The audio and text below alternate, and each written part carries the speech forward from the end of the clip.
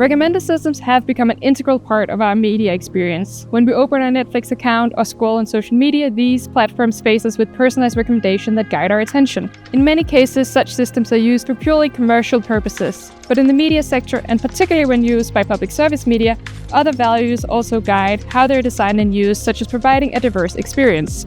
However, optimizing recommender systems toward values like diversity requires ways of measuring their success that can capture other aspects than purely attention, for example through clicks. In the spring of 2022, we conducted an online workshop that focused exactly on this challenge, namely how to measure the success of recommender systems for media, where we invited commercial and public service media organizations from Europe to participate.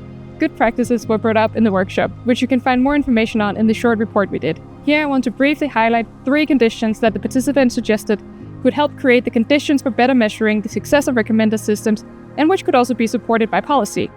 The first was the need to improve knowledge and negotiating power when working with third-party providers.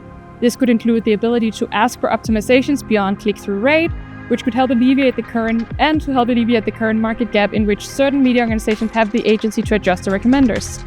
The second was the need to develop better benchmarking practices. This could include the ability to benchmark against other media systems and with metrics beyond accuracy, which could also help illuminate the public value of recommender systems.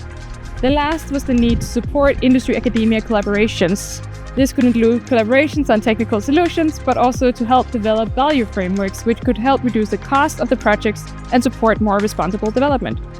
If you wish to learn more about the insights we found during the workshop, you can visit the AI4Media website and results in brief or the AI Media Observatory.